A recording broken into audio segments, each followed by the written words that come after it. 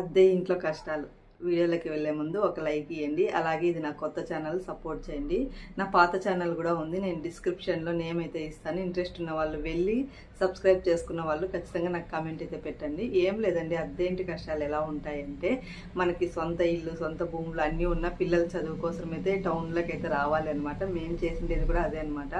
మాకు లంకంత ఇల్లు ఉంది, పొలాలు ఉన్నాయి, జమీన్లు ఉన్నాయి, అన్నీ ఉన్నాయి. అయితే పిల్లల చదువు కోసమే మేము ఒక రెంట్ హౌస్ అయితే తీసుకున్నాము.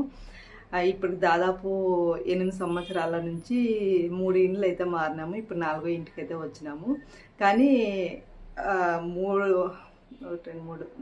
4 ఇల్లులు మారి ఇది 5వ ఇంటికి వచ్చినాము. ఇద్దరు మాత్రం బాగా టార్చర్ పెట్టినారు మాకైతే. ఫస్ట్ ఉన్నింది, ఇప్పుడు రీసెంట్గా వదిలిండేది. ఫస్ట్ ఉన్న వాళ్ళైతే బాగా టార్చర్ పెట్టినారు. ఎందుకంటే అప్పుడు నా చిన్న పిల్లలు ఇంతే ఉండేవాళ్ళు, పైన ఉండేవాళ్ళం కదా. ఏది సౌండ్ వచ్చినా కూడా ఏది సౌండ్ వస్తుందని వచ్చి చూసేవాళ్ళు అనమాట. సరే అనేసి అది ఒక 2 సంవత్సరాలు ఉండేసి ఖాళీ చేసినాం. మళ్ళీ సెకండ్ ఇల్లు మంచి వాళ్ళు దొరికినారు నాకైతే. మళ్ళీ థర్డ్ ఇల్లు కూడా మంచి వాళ్ళే దొరికినారు. ఎందుకంటే ఓనర్లు దగ్గర లేకపోయింటే వాళ్ళు ఎక్కడో బెంగళూరులో ఉండ్రి, వాళ్ళు కూడా మంచిగా రెస్పాండ్ అయినారు. కానీ ఇప్పుడు 4వ ఇల్లు వీళ్ళతో అస్సలే సమస్య లేదు. కానీ మేము ఆ ఇంటికి వచ్చినాడు ఫస్టే మాట్లాడుకున్నాం అనమాట. ఆ ఇంట్లో ఉన్నప్పుడు పెయింటింగ్ అంతా నీట్గా ఇప్పుడు మీకు ఎలా అయితే కనిపిస్తుందో అలా అయితే పెయింటింగ్ ఉంది. మేము అనుకున్నాము, ఇప్పుడు పెయింటింగ్ కొట్టిస్తే మాకు ఖర్చు అవుతుంది, వాళ్ళకి ఖర్చు అవుతుంది కదా, ఓనర్లకు కూడా.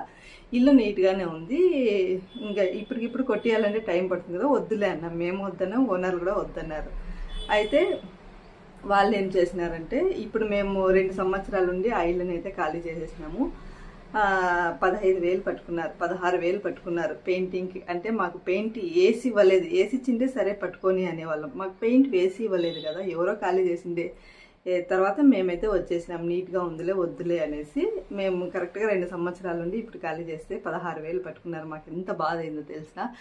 ఎందుకంటే వాళ్ళు చెప్పినారు కదా ఫస్టే, మేము పట్టుకోము, మీరు ఎంత ఇచ్చింటే అంత ఇచ్చేస్తాము అనేసి. ఇప్పుడు చూస్తే తీరా, ఎందుకంటే వాళ్ళ చేతిలో అడ్వాన్స్ ఉంటుంది, మనం ఇల్లు ఖాళీ చేస్తాం, వాళ్ళ చేతికి వాళ్ళకి ఇచ్చేస్తాం. కానీ వాళ్ళు ఏం చేస్తారు తెలిసిన, మనీ ఇంత అని పట్టుకొనేసి ఇస్తారనమాట. ఎందుకు అని అడిగితే పెయింటింగ్కి అంటారు. పెయింటింగ్కి వద్దన్నారు కదా మీరు అంటే, లేదు కంపల్సరీ ఇవ్వాల్సిందే అంటారు. మరి ఫస్ట్ చెప్పిన మాట ఏమిటి, ఇప్పుడు వాళ్ళు చేస్తున్నది ఏమిటి చెప్పండి.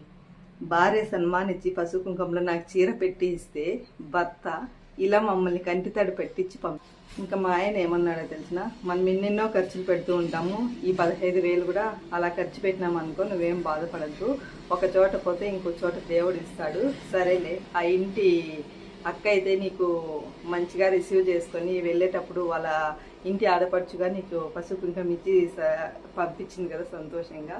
ఇంకా డబ్బు విషయం పక్కన పెట్టి వదిలేయి, నువ్వు బాధపడద్దు అని చెప్పినారనమాట. ఇంటి ఓనర్లు ఇలా ఉంటారనమాట. అంటే ఫస్ట్ చెప్పిన మాట ఒకటైతే ఇల్లు ఖాళీ చేసి వచ్చేటప్పుడు ఇలా చేస్తారనమాట. అయితే మాకు 2 సంవత్సరాలు ఉన్నాం కదా, ఏ ఒక్క రోజు కూడా వాళ్ళు ఒక్క మాట మేము అనింది లేదు, వాళ్ళు మాకు అనింది లేదు. ఇమీడియట్గా ఇంట్లో ఏ వస్తువు పైన వెంటనే వచ్చి రిపేర్ చేపించేవాళ్ళు అనమాట.